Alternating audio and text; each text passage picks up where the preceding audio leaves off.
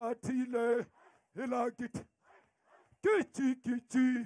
Gijima. uMalema uncince abantu abasha basesishikho ePolokwane ukuthi bakholelwe emaphusheni abo.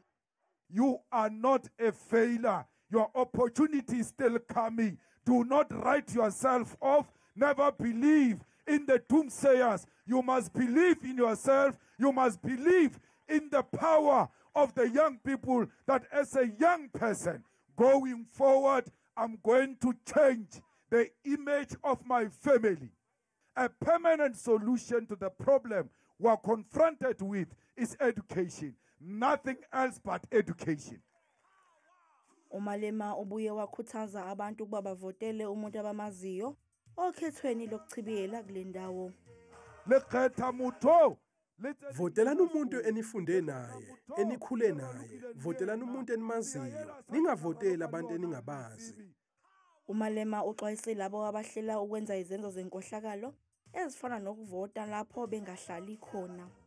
To vote where you're not supposed to vote is a criminal offense.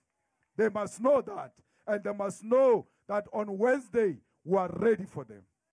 Ukhetho lokuchibiyela kuWard 13 luzoqala ngoLwesibili njengoba kulindeleke ukuthi kuvote labo ababhalisele ukuvota okukhethekile ebese ngoLwesithathu kuvota wonke umuntu.